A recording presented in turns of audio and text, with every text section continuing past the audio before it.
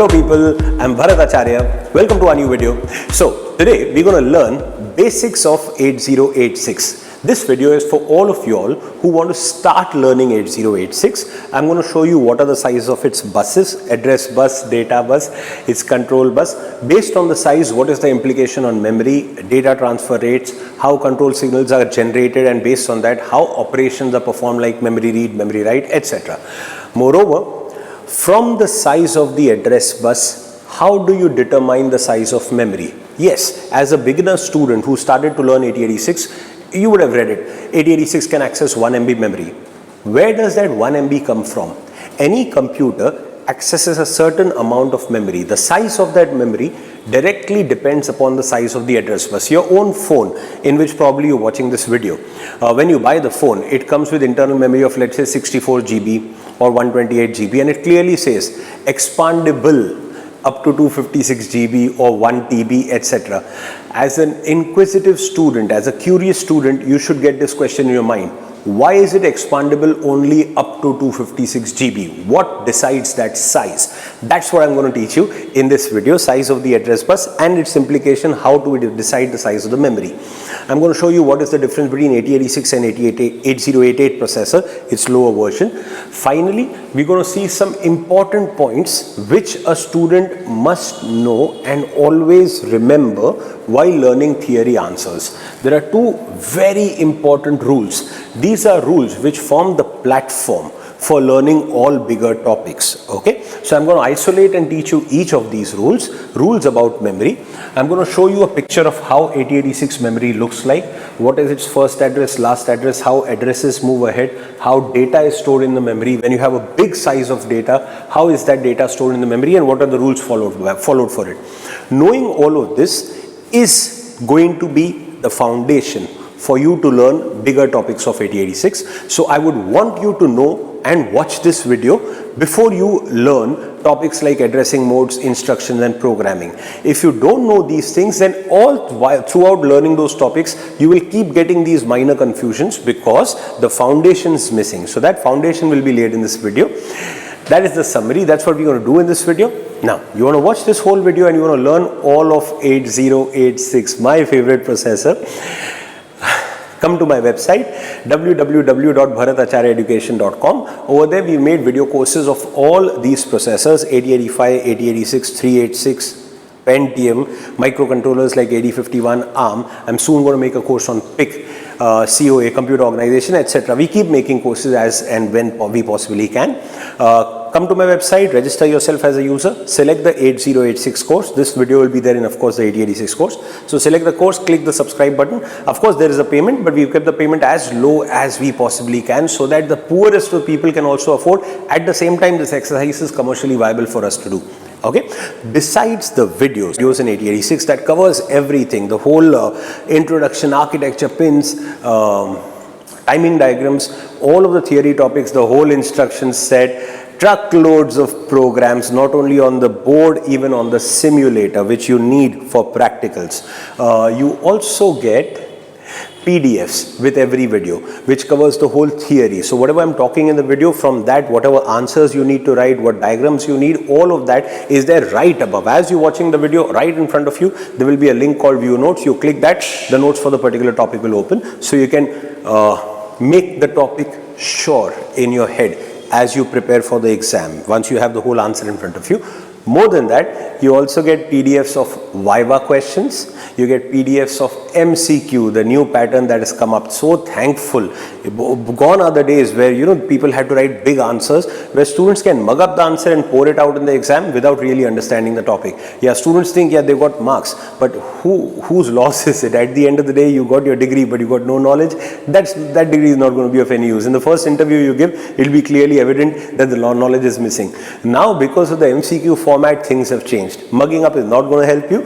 The more you understand the topic, the better prepared you are for MCQ. And yes, we prepare you for those also. From simple to tough to really tough questions with answers, of course, are given in the MCQ PDF. And most importantly, you get direct access to me. This is my WhatsApp number.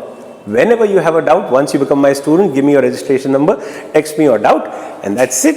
As soon as I'm free, I will reply. Generally, you get the reply immediately if I'm not doing anything at that time, or if I'm busy shooting a video or conducting a class or a one-to-one call with a student. As soon as I'm free, you will get the reply for it. Okay? Hope to see you there. Wish you all the best. Enjoy learning. Okay, so here we go. First, whenever you look at any new processor, be it 8086 or later on 386 or Pentium, whichever one you learn, the first thing I would advise you to do is look at its buses. The buses give you an idea as to how powerful the processor can be. 8086. Now what are the three main buses? Tell me. Address bus, data bus, control bus. So we begin with the address bus. Come on.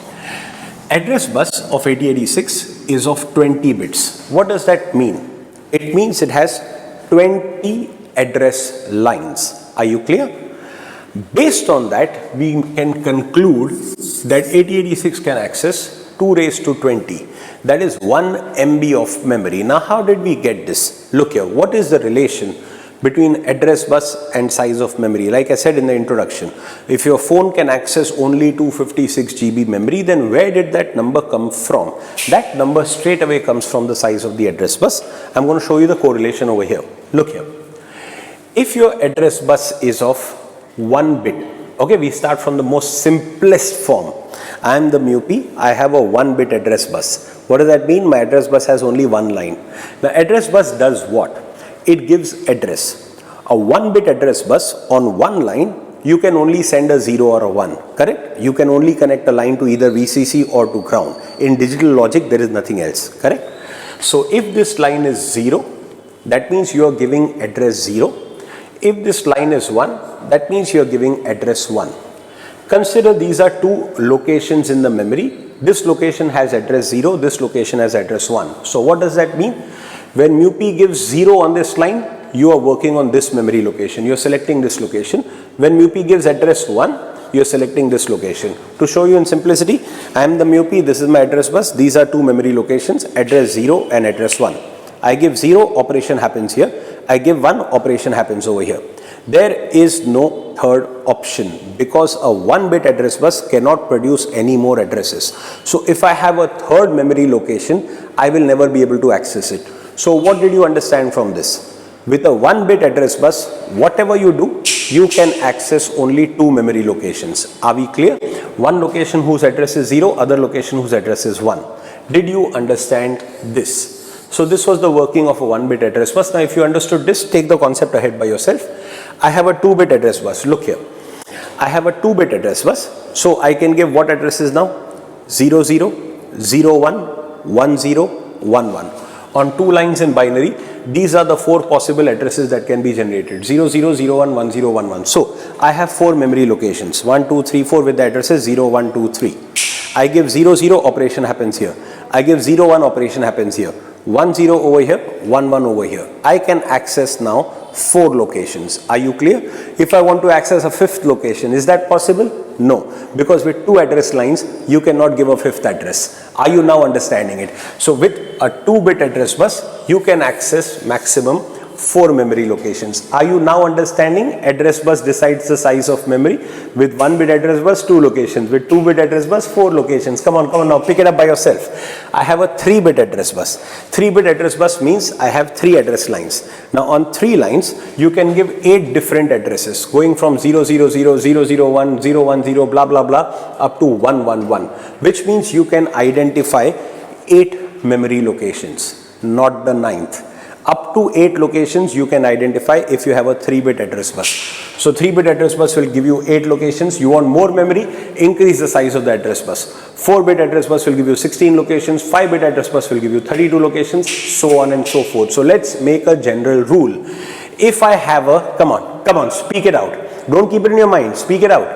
If you have an n-bit address bus, you can access, 2 raised to n memory locations. Are you clear? Now comes a very important rule. Before I go there, did you understand this? N-bit address bus has n lines. Your first address will be n zeros, last address will be n ones. So you can access a total of 2 raised to n memory locations. Now, very important rule I am going to say. Register this rule in your head. What is this box? This box is one memory location. Inside the location there is data. So here is the question.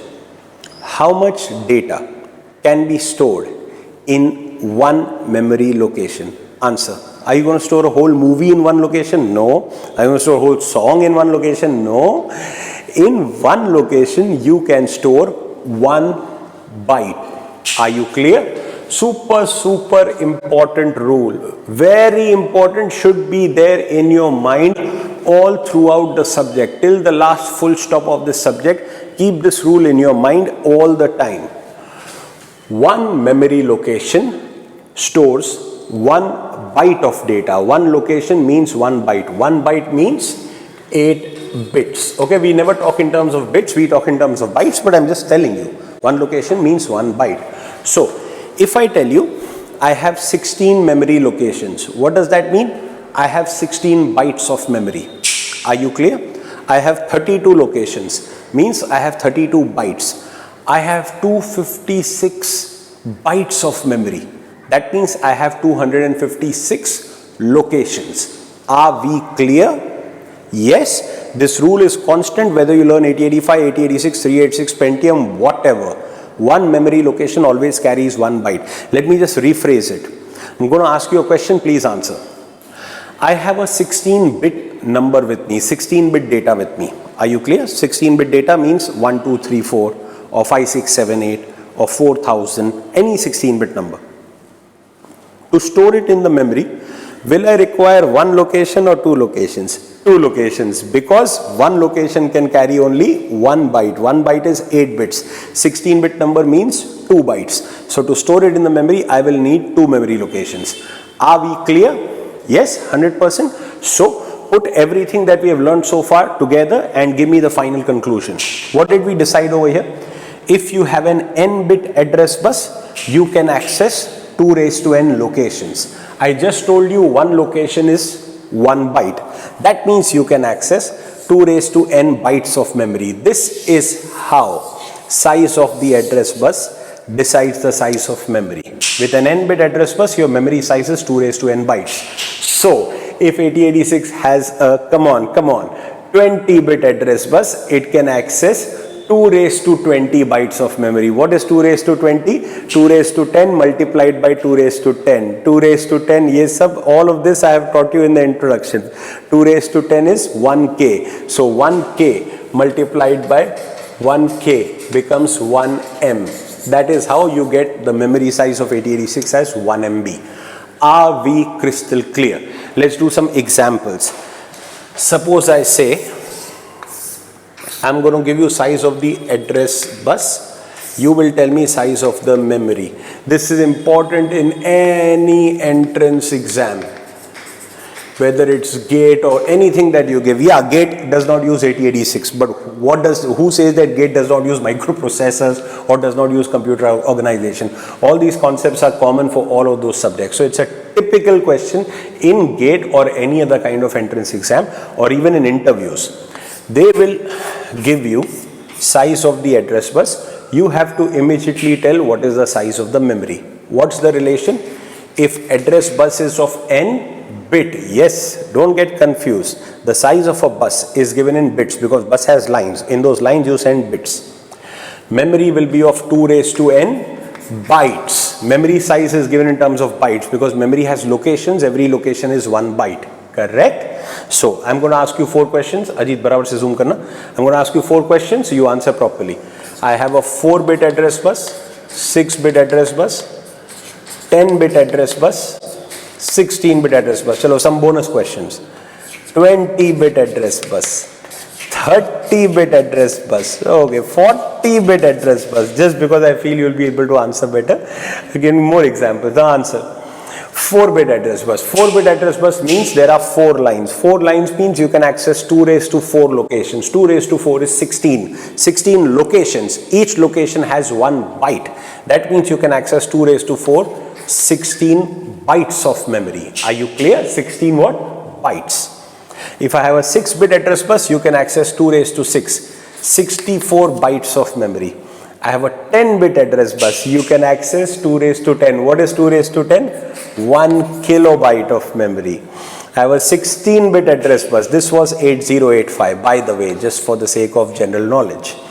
It could access 2 raised to 16 bytes of memory. What is 2 raised to 16? Calculate for me, please. 2 raised to 16 is 2 raised to 6 multiplied by 2 raised to 10. 2 raised to 6 is 64, 2 raised to 10 is 1K, total is 64K. That means it could access 64 kilobytes of memory. Are you clear? If you have a 20-bit address bus, that is our 8086. It can access 2 raised to 20, that is 1 megabyte of memory. 30-bit address bus, it can access 2 raised to 30, 1 gigabyte of memory. If this was 32-bit address bus, it could access 2 raised to 2 into 2 raised to 30, that is 4 into 1G, that is 4 GB of memory. That is, by the way, 80386 as well as Pentium. They have a 32-bit address bus, so they can access 4 GB of memory. And finally, if you have a 40-bit address bus, you can access 1 terabyte of memory, 2 raised to 40. Are you clear? So I think I've given you a clear idea. This is how the size of the address bus decides the size of the memory. If I have a 36-bit address bus, I can access how much memory? Come on, answer. 2 raised to 6 multiplied by 2 raised to 30. That is 64. 2 raised to 6, 64 multiplied by 2 raised to 30. That is 1 GB. That becomes 64 GB of memory. Are you clear? If I have a 38-bit address bus, 2 raised to 8, that is 256. That's how you get 256 GB memory. That's the memory that is there in my phone recording this video. Anyway, so is the relation between address bus and memory clear? Now, so 8086 has a 20-bit address bus. It can access 2 raised to 20 memory. It's fair to conclude, bigger the address bus, bigger is your memory, correct? But that doesn't make the 𝗕𝗵𝗿 any faster or any slower. It just tells how much memory can be accessed in totality. The speed of a processor is directly based on the size of its data bus. It's very easy to understand. From the memory, at a time, you don't read the whole memory. At a time, you read that much data that can pass through your data bus. Do you understand? In one read or in one write, whatever data can fit through the data bus is the data that you can get in one operation. Operation is also called one cycle. Are you clear? So if I have an 8-bit data bus, like how 8085 had, 8085, the predecessor, it has an 8-bit data bus. That means it can get 8-bit data in one cycle. Another 8-bit data in one cycle. So to get 16-bit data, it required 2 cycles. Do you understand? Instead of that, if you work with a processor like 8086, which has a 16-bit data bus, that same 16-bit data which 8085 would have required 2 cycles to get, 8086 will get it in 1 cycle. That means it will work at double speed. Did you understand this? 8085 would have required 2 cycles to do it. 8086 will do it in 1 cycle because it has a 16-bit data bus. It's so simple. You want to eat food, a big bowl of rice mixed with your favorite curry or dal, whatever. And I give you a spoon. Now if my spoon is just this wide, do you understand, at one time you will get only so much. So to finish that whole bowl you will take so long. I give you a much bigger, decent sized spoon. What will happen? You are still eating the whole bowl, but in one grab you will be able to get more. Same thing. You will require less cycles to finish the bowl. If the data bus increases in size, in one cycle you can get more data. So to get a big picture, you will require less number of cycles as compared to what you would require with an 8-bit data bus. So as processors became more and more powerful, there was this huge trend going on in the late 90s where the size of data bus kept increasing. So 8085 had an 8-bit data bus, 8086 came up with a 16-bit data bus, 80386, which in all probabilities would be the next processor you learn after you finish 8086, had a 32-bit data bus. So it would get 32-bit data in one cycle, double speed of 8086. Then came Pentium with a 64-bit data bus. It can grab 64-bit data in one cycle. That means 64 is 8 into 8. That means wherever 8085 would require 8 cycles, Pentium would do it in 1 cycle. That's how we say the speed of a processor directly depends upon the size of its data bus. So 8086 has a 16-bit data bus. Here I will just tell you a small comparison. a junior version of 8086 was also released, which was called 8088. It is also just like 8086, but it has an 8-bit data bus. This is only important from VIVA point of view. In the rest of the subject, all throughout the 60 videos of 8086, we will never speak about 8088 again, because in terms of theory they are the same, the instruction set is the same, everything else more or less is the same. The only difference is it was released as a lower version with an 8-bit data bus. So again, wherever it would need 2 cycles, 8086 would do it in 1 cycle. So which was the faster of the two? 8086. That's what we are learning, our 8086 processor, but it had its lower cousin 8088 released with an 8-bit data bus. So just thought I'll let you know, because some colleges ask students or some teachers ask students during VIVA, even if it's not officially mentioned in your syllabus, you know how VIVA is. It doesn't always contain itself into the realm of the syllabus, because it should not. If you have learned 8086 from an official source like a good teacher or a good textbook, you know these extra things here and there which are always mentioned in good quality literature, that there was a lower version of 8086 release which had everything the same, but it had an 8-bit data bus. So it controls the cost, the circuit is smaller, the connections are easier. So it is for the people who didn't want to spend too much, the low grade one, like the SE version of any iPhone or things like that. It still is an iPhone, it still does everything, but at a lower cost, little less powerful. You want the full blown version, you take 8086. So that's what we learn in the whole subject. Just wanted you to know the difference. ALU, it's not a bus. ALU is a component inside the architecture, but as an introduction to the processor, you must know what the ALU is. So ALU does add, subtract, multiply, divide operations. 8086 has a 16-bit ALU. What does that mean? When it does add, it can add 16 bits in 1 cycle. Are you understanding? 8085 had an 8-bit ALU, so it would add 8 bits in 1 cycle. So does that mean we cannot do 16-bit addition in 8085? Of course we can do. We can do anything. 8085 was used in very powerful systems when it was invented anyway. So you can do 16-bit addition, but then you would have to do it in 2 steps. First add the lower bytes, then add the higher bytes with the carry of the lower byte. You understand how addition happens, right? So it would require 2 cycles. Whereas 8086, they gave it a 16-bit ALU, so it can directly add 16-bit numbers, subtract 16-bit numbers, multiply, divide, work on 16-bit numbers, and so on. That is why 8086 is classified as a 16-bit microprocessor. This is a super important VIVA question. Everybody gets it. This is the opening question of anyone's VIVA. While you are just about to sit, aadhe raaste mein examiner will ask you. I remember being asked. I mean, everybody's asked. This is like your good morning of your VIVA. 8086 is a how many bit processor? It is a 16-bit processor. Why do you call it a 16-bit processor? Because it has a 16-bit ALU. That means it can add, subtract, multiply, divide how many bit numbers? 16-bit numbers. Of course, it can also work on 8-bit numbers, of course, but it is capable of working on 16-bit numbers in 1 instruction. Are you clear? Next, control bus. Control bus doesn't have size. Control bus has signals. There are lots of control signals which you will learn in the due course of the subject. The 2 most important control signals which I have taught you in the introduction are read and write. They are pronounced as read bar. Can you see the bar over it? Read bar and write bar. The bar means they are active low. So that means whoever is active will be low, will be 0. So if we are doing a read operation, read bar will be 0, write bar will be 1. If we are doing a write operation, write bar will be 0, read bar will be 1. Are you clear?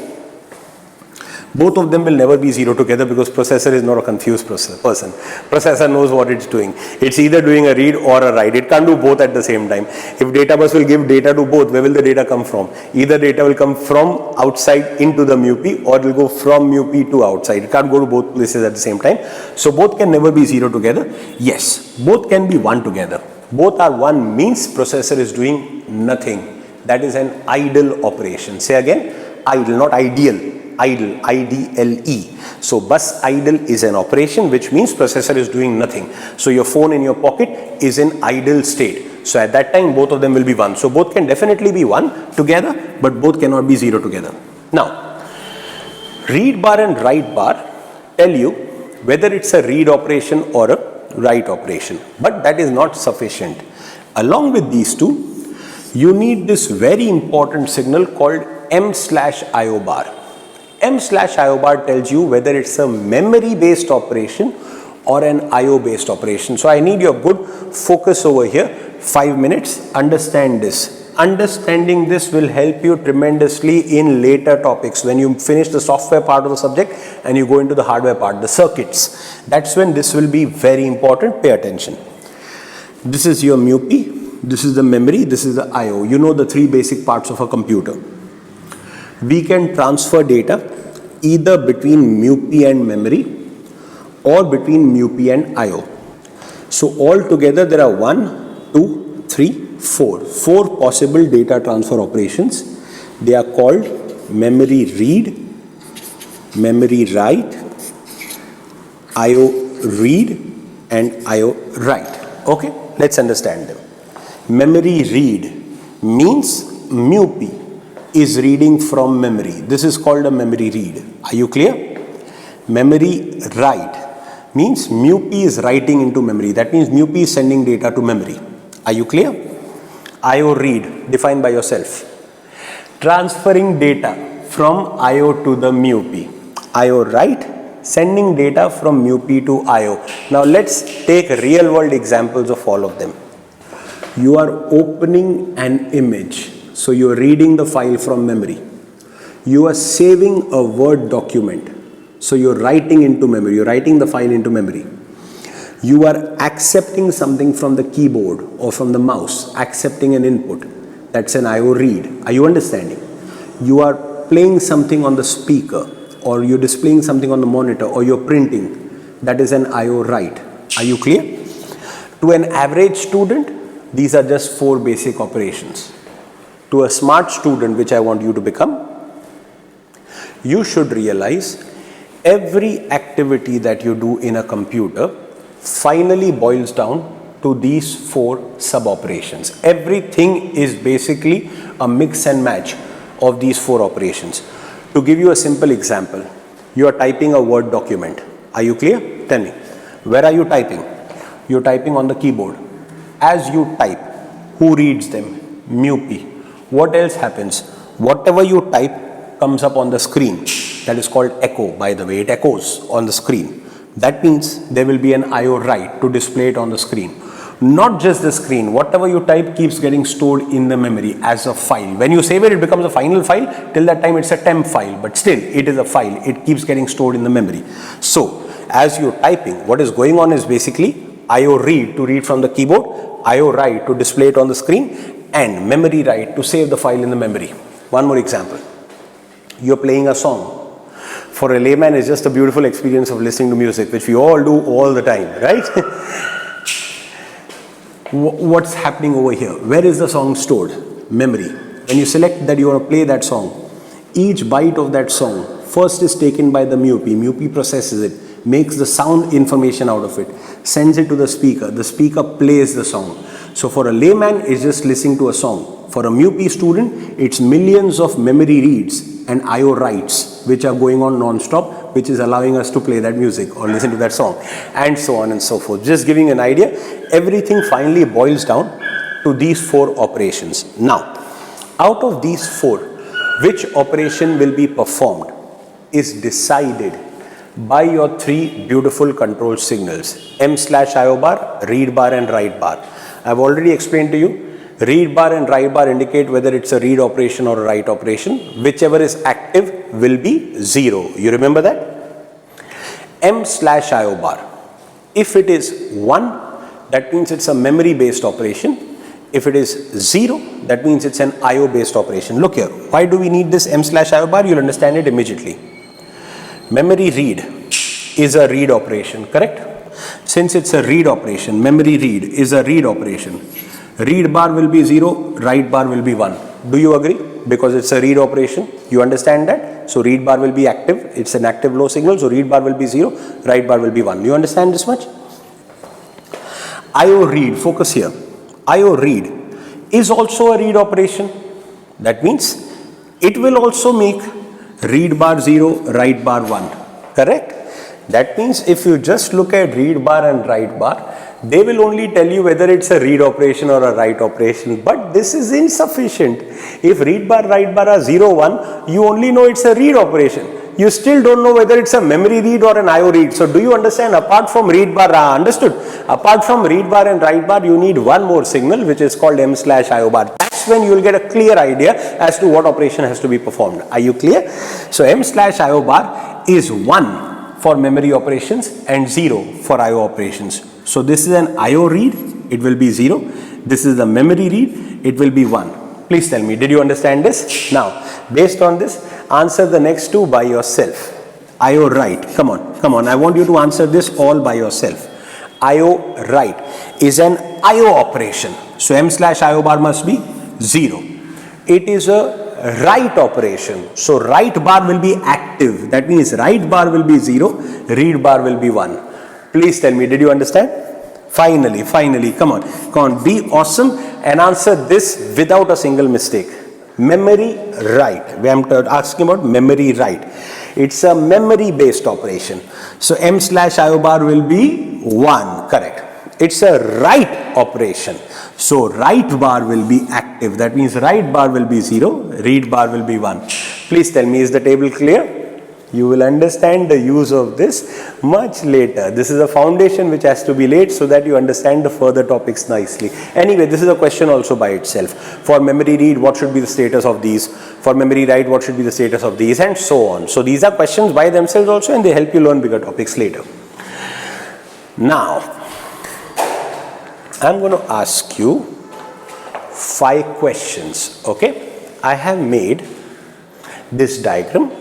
There are 5 questions on this diagram. If you answer them, I'll be very happy. I'm just putting everything that we have learned together in one diagram, and with this we'll learn something new.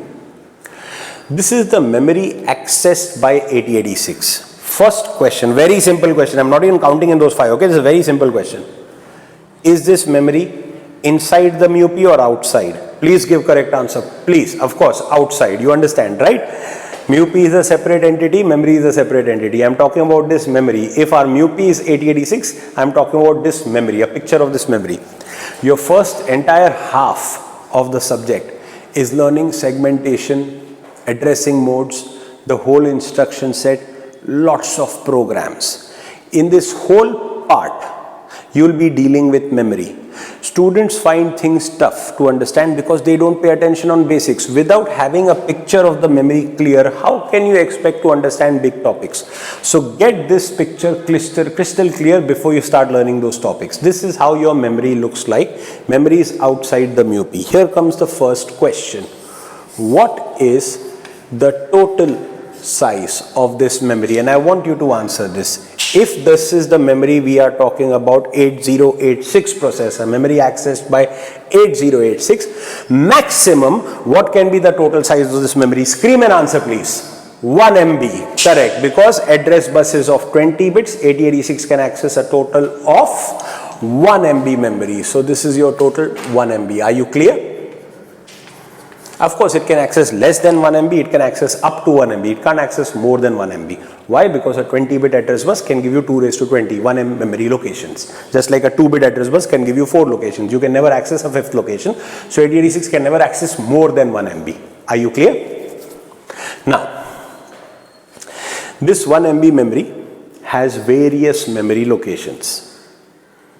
Every location has an address, a unique address.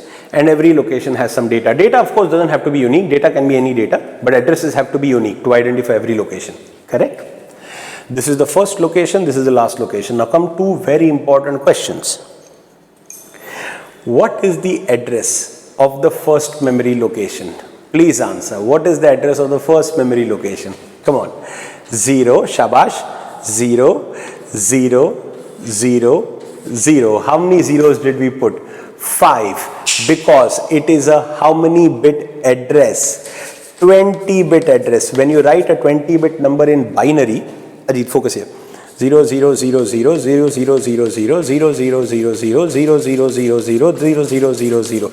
This is your first address. Just like look here, when you had a 3-bit address bus, your addresses range from 3 zeros to 3 ones. So if you have a 20-bit address bus, your address will range from 20 zeros up to 21s, correct? This is in binary. We don't write binary because then we'll be writing things like this all over the paper, which nobody will read. We write in which system? Hexadecimal. So your first address is 00000. Can you see? This is 00000, correct? All the way up to FFFFF. Tell me, did you understand this? Yes? Your first address was 00000, 5 digits in hexadecimal, that's 20 bits in binary. Now if you understood this, then clearly answer. And my dear student, I want you to answer. When you speak, you commit. When you commit, you will come to know whether you are right or wrong. If you don't speak, you're just thinking in your mind, even if you're wrong, you will try to make yourself believe I'm right, and without laying the foundation, go ahead. So I don't want that to happen. Speak the answer. Okay, if you make a mistake, I want you to know that you made a mistake so that you'll correct it. Okay, your first address was 00000. What's your next address? 00001. Correct? What's your next address? 00010? No, you are wrong. If you said that, you are wrong. Please don't make that mistake again. These are not 5 bits. These are 20 bits. That 1011 you want to do, you do in binary. We are not writing in binary. We are writing in hexadecimal. Did you understand? Yes, in binary it would be 000, then 001, then 0010, 011, all the way 1 million times you do, you will reach the last. But we are writing in hexadecimal. So your first address was 00000, 00001, 00002. Are you clear? This is how you write them. You write in hexadecimal. Did you understand? Good. 00003, blah blah blah blah blah. Your last address is FFFFF. Your second last address is FFFFE, then FFFFD, so on and so forth. Altogether there are 1 million addresses. Are you clear? So a simple question, is 51369 a valid address? Yes. Is 5136A a valid address? Yes. Hexadecimal A, B, C, D, E, F are valid digits. Is 513247 a valid address? No, you made it too big. This is a valid address. Are you clear? Good. So that was your address bus or addresses, memory addresses. Now addresses keep incrementing. What about data? Does data also keep incrementing? No. Any location can carry any data, correct? Any data value, but that any data also has a range. You can't just write any number over here and think it's correct. It has to be a valid number. So here is my question. What is the minimum or the maximum value of data that can be stored in one location? Okay, apply your mind and answer. When I asked this question in the class, oh man, because of COVID we stopped doing this, otherwise I just missed this whole buzz. Right now you asked this in a class, 200 people, half of them give the wrong answer over here. Please be the better half, give the correct answer. What is the minimum? Forget maximum, you tell me minimum, I'll write maximum. The data that I store over here, what is the minimum value? 0, of course. How many zeros? We are talking in hexadecimal. How many zeros? 4 zeros or 2 zeros? 2 zeros, not 4. If you said 4, you made the mistake that half the people make. So don't think you're really wrong. 50% people make this mistake. But I don't want you to make this mistake again in your life. It's not 4, it's 2 zeros. You know why you said 4? Those who said 4. Because you're thinking of the data bus. Yes, data bus is how many bits? 16 bits. But that is 𝗵𝟑's problem. That has got nothing to do with memory. I gave you this very important rule and I told you remember this. One memory location always carries 1 byte of data. Are we clear? 1 byte of data means 8 bits. So the range will be 00 to FF. So any number that will be stored over here will be a number between 00 and FF. Are we clear? So is 25 a valid example of data? Yes. Is 64 a valid example? Yes. Is FF? Yes.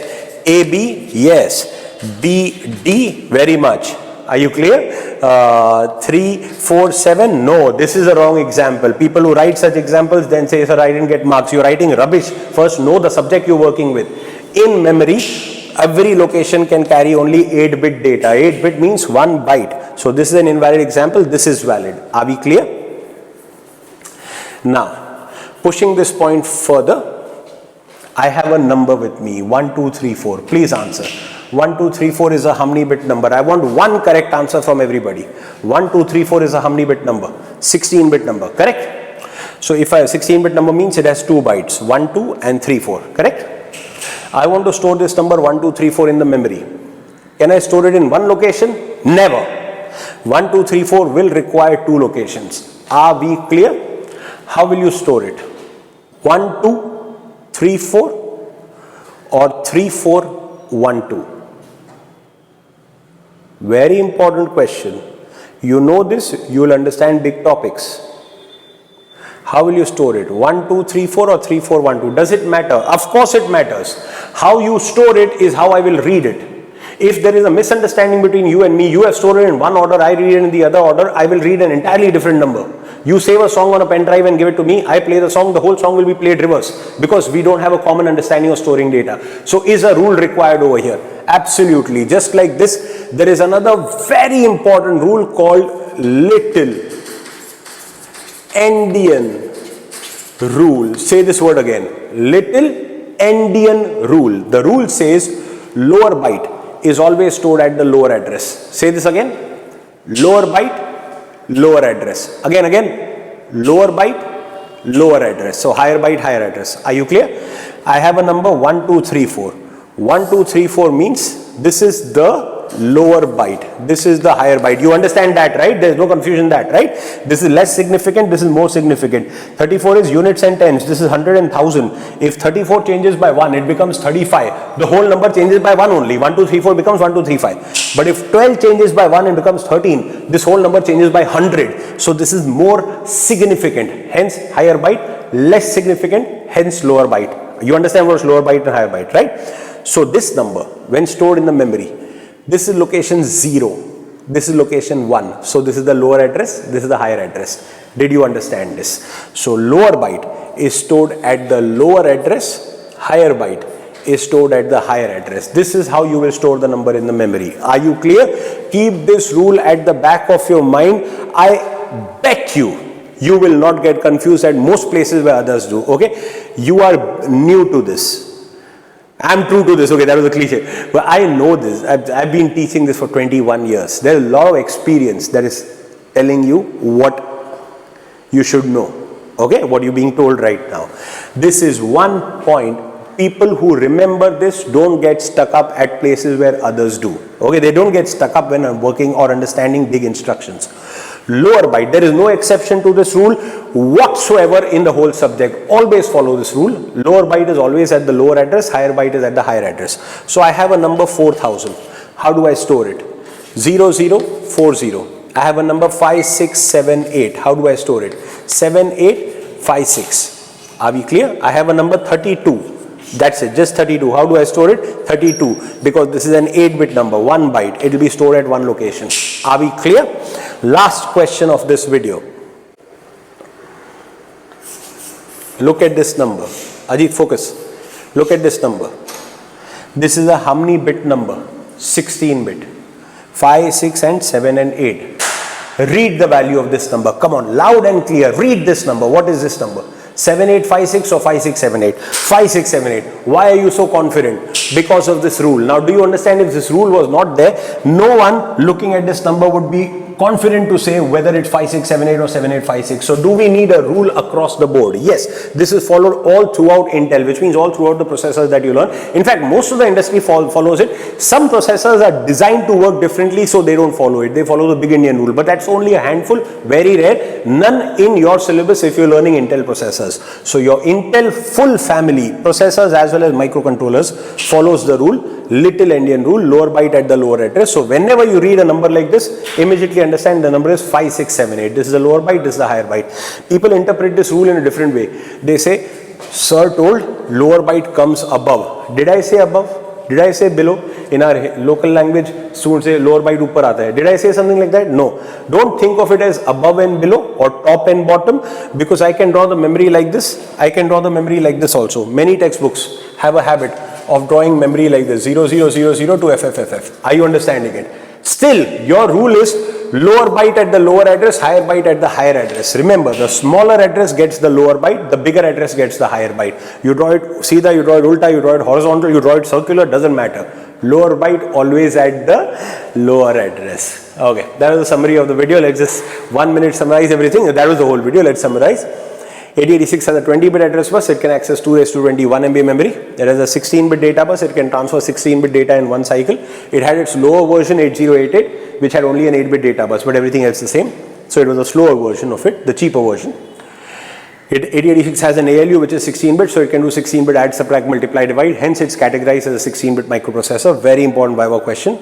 Control bus, it has read bar, write bar and M/IO bar. Collectively they decide memory read, memory write, IO read and IO write. This is how I showed you how address bus decides the size of the memory. Those were the numerical examples for it. Two very important rules I told you. One location always carries 1 byte, and whenever you have 16-bit data, the rule of storing the data is lower byte is at the lower address, higher byte is at the higher address. This is the entire picture of the memory. Addresses go from 0, 0, 0, 0, 0, 5 zeros up to 5s. In the memory, one location carries 1 byte data. 16-bit data stored in 2 locations. Okay, you know all this very well. You'll understand the further topics much easily. Okay, wish you all the best. See ya.